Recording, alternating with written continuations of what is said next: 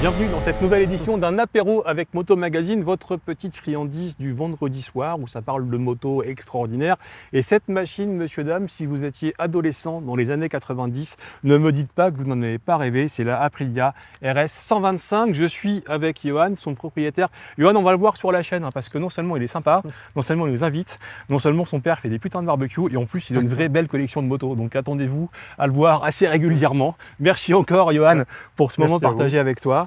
Avec cette moto qui a plus de 25 ans, mais qui est en super état, qui roule hyper bien. C'est ça, ouais. Et qui est l'Aprilia RS 125. Encore une fois, toi, tu n'étais pas né. Quand elle est sortie, tu étais né, mais enfin, tu avais 5 ans, quoi. Ouais, 7 ans. Ouais. 7 ans, d'accord. Et du coup, qu'est-ce qui fait qu'aujourd'hui, plus tard, tu te réveilles un matin, tu dis tiens, je veux une Aprilia RS 125. Parce que celle-là, même si lorsqu'elle est sortie, j'étais trop jeune, mais elle a bercé mon adolescence. En fait, à 16 ans, on passait le permis 125 à mon époque. Du coup, c'était vraiment le rêve ultime. C'était 125 RS, mytho. Ouais. Les NSR étaient un peu moins performantes, moins sportives, donc c'était vraiment ça et la mytho. Donc aujourd'hui que j'ai les moyens, les moyens d'en avoir une, j'ai pu en trouver une en bon état et avec très peu de kilomètres, donc je me suis fait plaisir aujourd'hui. Quand tu as eu le permis 125, on était déjà sur du 4 temps ou il y avait encore un peu de 2 temps? J'avais du 2 temps. Il restait encore un moi petit j'ai peu. eu un 125 d'été lorsque j'étais adolescent.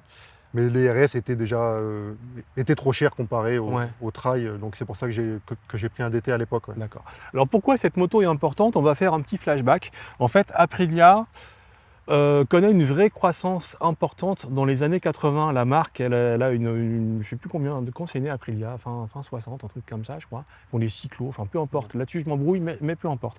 Dans les années 80, ils percent en enduro.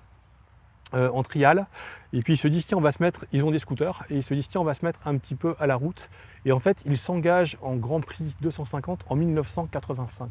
Et c'est de là que va naître la légitimité d'Aprilia sur la moto performante, et notamment la moto 2 temps, parce qu'ils n'ont pas encore de grosses cylindrées 4 temps, à part des trails à moteur Rotax, mais c'est une autre histoire.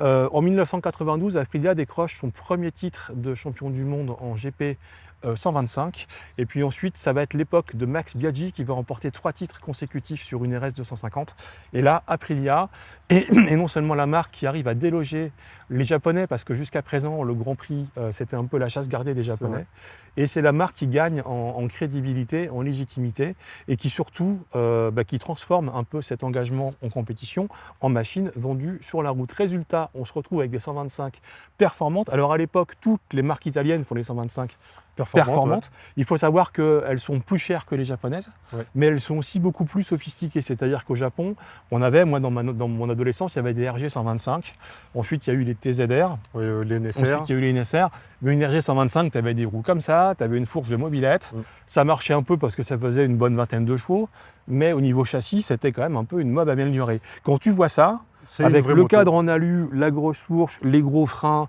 le bras aussi en racing, le look de moto de course, tu te dis... Et le pneu en 150 et le pneu en 150 derrière, tu te dis, mais non seulement c'est une vraie moto, les 125 sont de vraies motos, on va le rappeler, c'est une vraie moto, et surtout c'est une vraie moto de course.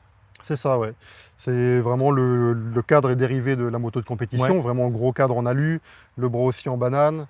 Et les gros freins, un gros disque en 320 avec un étrier Brembo. Elle freine super fort. C'est ça, donc il n'y avait pas ça sur les japonais. Carrément. Alors on va rappeler quelques moments historiques. En fait, la RS 125, la première génération avec un phare un peu rectangulaire à l'avant. Fred, salut Fred qui est derrière la caméra, qui fait tournage, montage sous ce cagnard de ouf. Ça va frérot, pas trop chaud? Va nous mettre une incrustation. Et en fait, la RS en 92, elle succède à une Aprilia qu'on appelle l'AF1, qui est la première 125 un peu sportive avec un monobras. De la marque avec un monobras. Ensuite, on a la RS, ça c'est la génération 2 qu'on reconnaît avec l'avant et le double optique qui est carrément inspiré des motos de course. L'arrière est un petit peu plat. Et il y aura une génération 3 à partir, je crois, de 1998, tu me corriges si je me trompe. 19. 19, voilà 19, parce que celle-là, en fait, la génération 2 c'est 96-98. C'est ça. Et la génération 3 c'est 99. Ça, c'est une 99. Et l'arrière est un petit peu plus incurvé comme on aura sur les 250. Les 250 Aprilia RS. Ce qui est intéressant, c'est les perfs. Combien de chevaux ça fait ça? Dans les 34. Dans les 34 chevaux. On rappellera qu'une 125 Jap, c'était au meilleur de leur forme entre 20 et 25. Donc il y a un vrai gap. Moi, j'ai pris avec mon grand gabarit sur une portion secrète allemande près de chez toi. J'ai pris 150 compteurs hier à 10 000 tours. Il restait un peu de marge et un peu d'espace. Je n'ai pas voulu parce que je suis un mec soigneux. lui faire sortir tout ce qu'elle avait, mais toi, ça prend plus en fait. J'ai pris 160, mais sachant que je fais plus de 90 kg moi Ouais. aussi, donc vraiment un adolescent de 70 kg.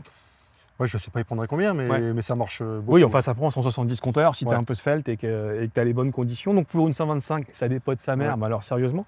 Et puis, ce qui est intéressant, c'est le châssis. C'est-à-dire que tu as le feeling, encore une fois, d'être sur une vraie moto avec une bonne connexion avec Ouais. toute la partie cycle, avec une moto qui est ferme, hein, quand même, assez ferme. Ouais, mais qui est, raide, ouais. oui, c'est raide, mais en fait, entre raide et le bout de bois, il y a une vraie différence. Là, c'est raide parce que c'est sportif, mais les suspattes fonctionnent. Elles fonctionnent bien, elles sont bien accordées. Et tu as un vrai feeling sur la moto. Ce qui m'a surpris, c'est la puissance du freinage. Ouais. Je m'attendais pas à un truc qui. Vu le poids de la moto, Ouais. le frein est surdimensionné comparé au poids, donc ouais, ça freine Et vraiment puis très c'est bien, puissant, ouais. mais c'est dosable, tu as un vrai feeling. Enfin, encore une fois, c'est une partie cycle de moto sportive de qualité. C'est pas juste un truc de minot déguisé comme ça. C'est une vraie moto intéressante.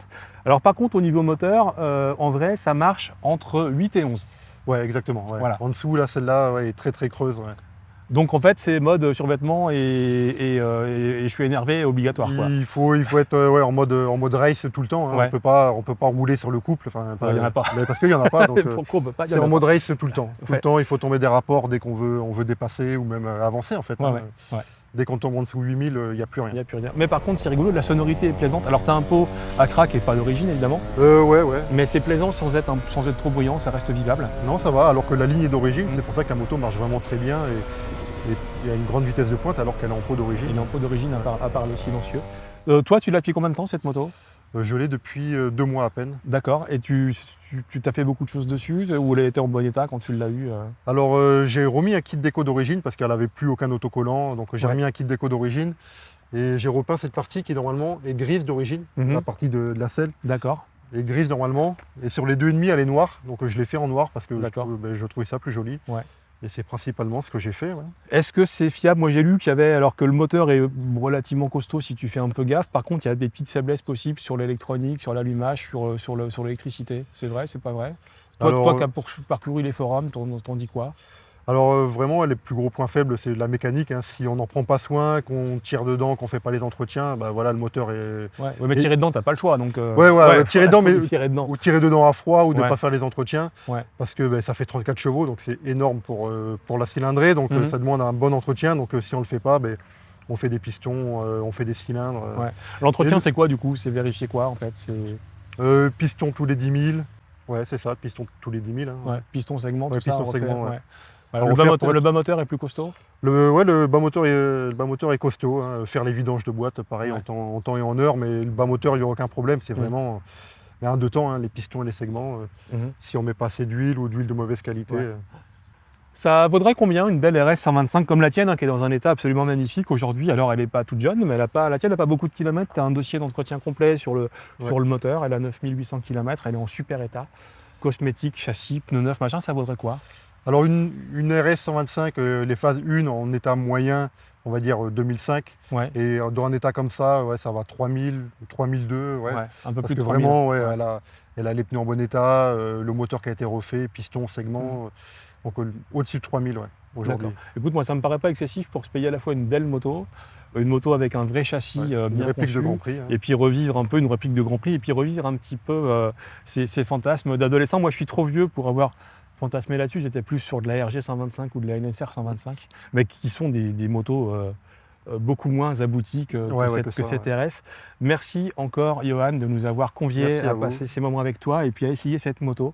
Voilà, faut revivre ces rêves d'adolescence. La vie est trop courte pour rouler triste et pour rouler avec des motos insignifiantes. Méditez bien ça. Vive l'huile de synthèse, vive la République, vive Moto Magazine. Bisous sur le casque, soyez prudents. Merci encore Johan. Et à bientôt pour une autre émission sur Motomag. Et puis on va revoir Johan, il a vraiment des motos cool.